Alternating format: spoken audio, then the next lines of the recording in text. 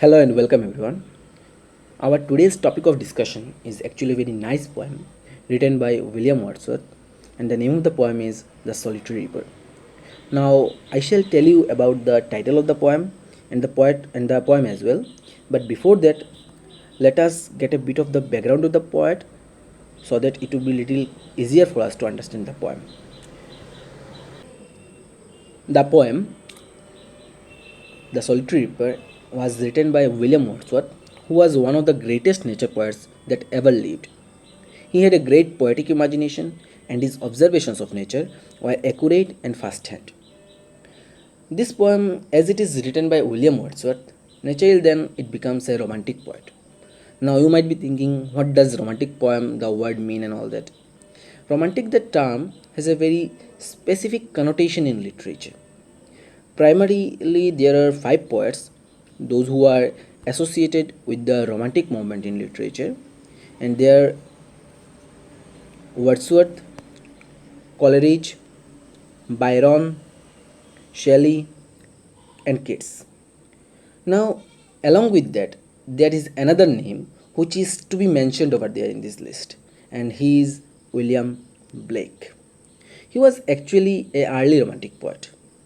Now, you might be thinking again, why do we call these poets only romantic poets? What differentiates them from the other poets of English literature? Why they are called romantic poets and all that?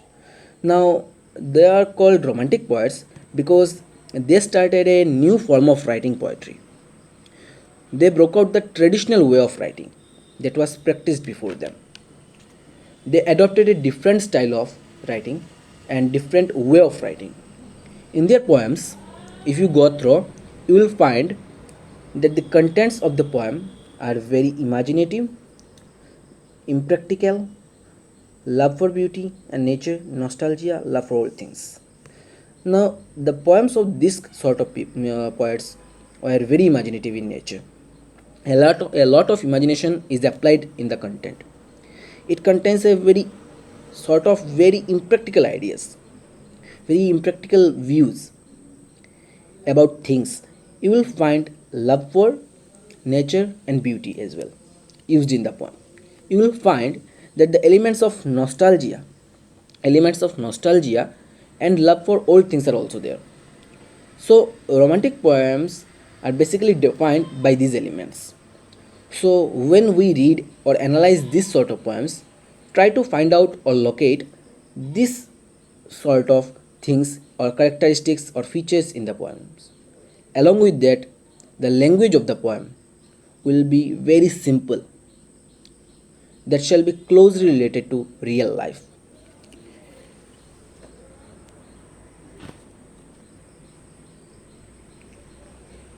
In the present poem, The Solitary Reaper, Wordsworth describes a solitary highland lass, her song, and the profound effect it had on him. This is just one of the many poems Wordsworth wrote about people of the countryside and their relationship with their surroundings.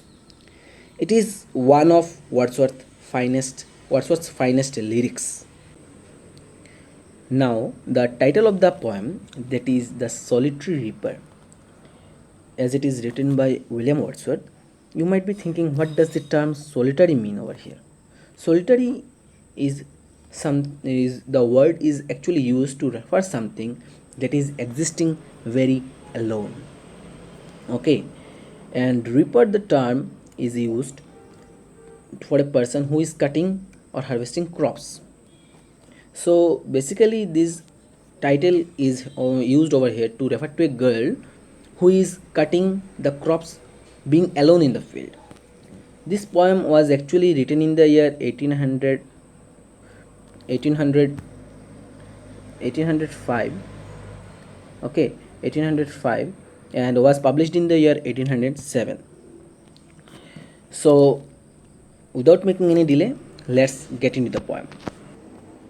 The poem starts with the very first line, that is, behold her single in the field. Now, behold is a term that is used to look at something closely. Now, what to look at? The poet is saying us to look at the girl single in the field where she is she is single in the field. Now the speaker here is urging us to look at a girl who is single in the field. Coming to the next line, that is, yon solitary highland lass. Now the word yon is used for yonder, which is used to refer a thing or a person which or who is at a far distant place. Solitary, the term, as I said, is basically used for the term lonely. Highlandless. Highland is actually a place, a hilly place that is situated in Scotland. And last, the term is used to refer a girl. So the speaker is telling us to look at a girl who is there in the middle of a paddy field, all alone. He is also saying that this place is a very beautiful hilly area. Reaping and singing by herself. Now, reaping, as I said, means to cut the crops. Reaping, the term, is used to for the word somebody. Suppose somebody is cutting the crops, so I can tell that he is reaping the crops. Singing by herself. Singing by herself. Now the girl is cutting the crops and singing while working there in the middle of the field. Fourth line, that is, stop here or gently pass. Stop here, as you said, as the term is used, stop here for asking anybody to stop, or gently pass. Gently pass, as you know, to means to leave a place smoothly. Here the speaker is urging us to either stop and see her working, or to leave the place smoothly without making any disturbance in her work. All alone she cuts and binds the grain. Binds means to tie something. Binds means to tie something tightly so that they stay together. Here the girl is cutting the grain or the crop and binding the grain again without the help of anybody else, and sings a melancholy strain. Now, melancholy, the term that is used to show pain. It is the term is over here used to show painful songs, and strain means songs actually. So the meaning of the line is this way: that the girl is working in the field and she is singing a painful song. All listen, for the wail profound is overflowing with the sound. Now the speaker again is urging the peddlers, those who are actually passing by that area, to stand and listen to the songs of the girl. He is saying that the girl is singing and there can be found a profound impact of her song in the valley. Her song is traveling from one side of the mountain to the other, as if her song is traveling through the air. Here this valley is used, well, the term is used for valley, a low area of land that is in between some hills and all that, or mountains. And profound means very great or intense. So I hope the first stanza is clear up to this much. Let's move towards the second stanza. In stanza 2, the poet is saying, no nightingale did ever chant. Now, nightingale is actually a type of bird that actually sings. Now, the poet is trying to say that this type of song is never heard by him, even from a nightingale also. Most welcome notes to weary bands of travelers in some shady hunt among Arabian sands. Weary bands is actually group of tired people, and shady hunt, the term, is used to show a place that is full of shade. So the meaning of the lines is this way: a group of travelers who are very tired and now taking rest in the sands of Arabia, in the that is the deserts of Arabia. A voice so thrilling never was heard. The full of the line that the speaker is saying that the song is full of pleasure. Thrilling, the term, is used to refer pleasure. The speaker with this line is saying that he has never heard such a beautiful song that is full of pleasure, that is so soothing and calming. In springtime, from the cuckoo bird.